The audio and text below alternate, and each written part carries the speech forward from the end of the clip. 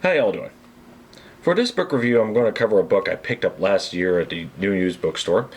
I recognize the writer. I've known about him for years, but never read any of his works, and that is Lin Carter. Now, Lin Carter is one of the huge supporters of fantasy and science fictions. Some of you may know about him, his collaboration with L. Sprague de Camp to produce the Conan novels in the 60s.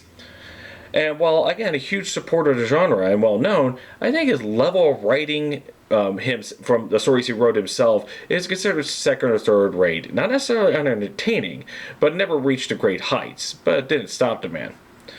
Now, this is a book, when I picked it up here, I was in my midst of reading a whole slew of fantasy stories closer to the Sword and Sorcerer ones, because last year I did Kothar, and such. I was looking at the role-playing game book Black Sword Hack, Ultimate Chaos Edition, to read some of the books in the bibliography. This isn't one of them. And here it is at the book of Tower at the Edge of Time. Now, you look at this cover. And some of you already know about this book right here, so I'm not the one that I'm talking to here. This is, again, you know about Lin Carter, you see this book cover, you think in fantasy. It's a Norse Viking looking guy with a woman on his shoulder, a rocky cliffs here. On the back, you see a Norse ship behind it and all that. Okay, and so you figure it's fantasy. Even the back of the book reads like it could be like a fantasy here. Man of the sword, Thane, the restless outworld warrior, was a man of blood and steel, a man of strange power, strangely acquired. His body was godlike, bronze, lithe, and powerful. His pale blue eyes warned that he could explode into limitless fury in a moment. Thane was a warrior, but he was also a seeker, for only he could find the secrets of the time treasure. No one else in the universe could cross the abyss of the ages and go where no man has ever been before, where none should ever go again. Now you figure with the cover and a combination of all this, you figure, okay, this is kind of a fantasy using Norse motifs there, and it's going into the maybe you're traveling on a Norse ship and crossing the skies to other head to the heavens and finding a great treasures and all that. That's what I was thinking. I was dead wrong. This cover really did trick me. The story itself is more akin of Sword and Planet stories, like John Carter of Mars, the Kane series by Michael Moorcock, for those of you who know about that one, the Planetary by L. Sprague de Camp, where the hero is going to another planet, and basically he's fighting alien life and using sword and all that. This is more close to that. Flash Gordon, there's another example of this. So later I found out when I was looking into this, there are other book covers that matches the theme about this. But I read it anyway. Hey, it's a short novel here, so this review won't be much. I'll give a very short synopsis of the story, and, well, let's talk about it. Our story begins with the warrior Thane, who, even though the cover shows a man with big muscles and and a Norse motif, it isn't too far from the description to give in a book. Just change the Norse motif to the more sword and planet ones. He's in a loincloth, he has a ray pistol, he has a sword and all that, just minus the helmet. He does have red hair and all that, big powerful muscles like a gladiator and all that. So here he is in a city of Zathira, off in a planet, and immediately where he is getting to, sort of in a bar-like setting, he comes across this monstrous creature he gets into a physical fight with. Later and then later it comes with a couple of obstacles, and one right after the other just gets into the action. All this was started from a sorcerer who drew the dwarf. Immediately finds him, and he's saying, hey, I'm not intimidated by this, I'm not intimidated by gold. And all this was set up by another of the main villains, and that is Prince Chan, along with a space pirate Shastar. These three are all after Thane. Why? Because he has knowledge of an adventure he was been on to a distant planet, to the Tower at the Edge of Time. And his word's gone out that he's been there recently, and he's the only one that came back. They want him to lead him to this tower and and so they can get the treasures and and all the stuff that the ancients of the past have stored there. Pretty simple, straightforward.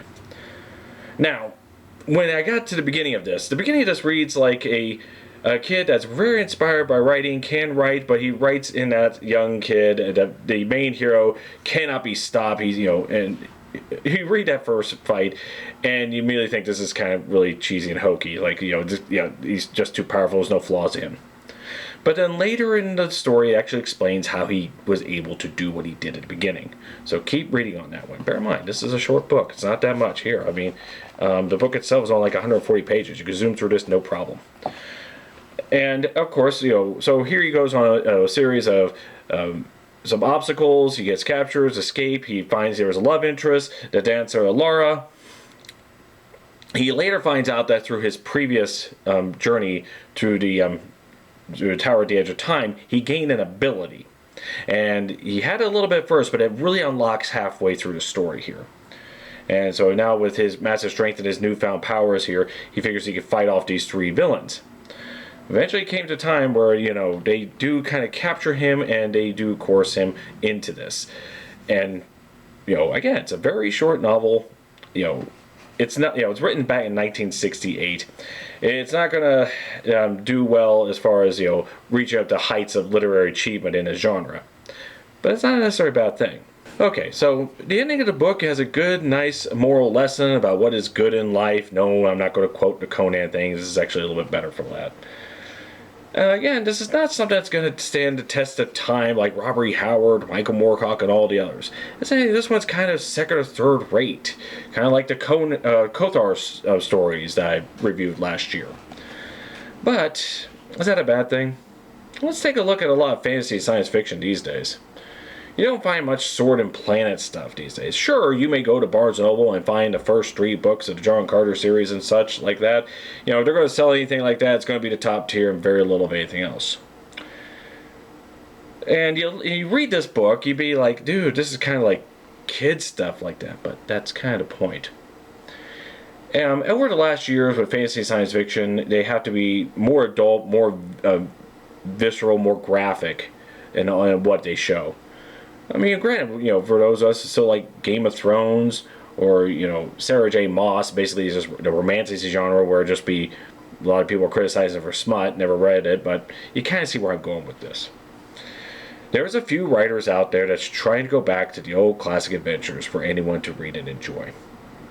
As in, the theater of the mind can probably take what's there and, adapt it to where, it could be, it could be visceral if without it saying so. If he cuts down his opponent, you can imagine how graphic it is or how less graphic you want. But I think about this. Why would something like this be written at a time? Why was this so prolific at the time? You're a kid in 1968, probably no more than 15 years old, somewhere less, and you're into the genre. And you're interested in this, but what medium did you at the time would show something like this? Movies and television, very limited, if at all. I mean, maybe the Flash Gordon serials may syndicate on television, most likely in the theaters. But most of the time, it's going to be read. And this is in the tradition of Edgar Rice Burroughs, who led the genre through John Carter of Mars. So, and through him, you had a whole subgenre of sword and planet stories, and that's all this is. It's all, it's a good, straightforward adventure. There are 2 more books in this universe, just not connected to the story. So this is a standalone story in its own little universe, but Lin Carter did. So what I quickly read about it, and it's something that's very cheap. This was back $1.50 here. Quick read, and you can enjoy a good moral lesson, and you had a good time. You just add it to your collection. I mean, think about people who collect Goosebump books. Horror stories meant for younger readers, still loved today. So, if you've got people like this, there shouldn't be any reason you could probably pick this up and read and think about, okay, this has some elements that probably won't fly today, but what was good about this that we've lost in the current era? So I would say pick up this book or something like it and read it. And see, if you're a creator, what can you gain out of this? What do you think we lost out of this? What do you think doesn't work today? And what can you bring that was good about this into the modern era? There's a few writers working on such things like this. So this shouldn't be neglected. So next time you're in a used bookstore, see this book or something along the lines, pick it up and give it a quick read. And so that's all I got to say about this. So Tower at the Edge of Time by Lin Carter. like I say, it's a nice, good, straightforward adventure story. Nothing, fantastic that you'll remember for years to come, but you can't say you hate it. It is what it is. Thank you all for watching. You have a nice day.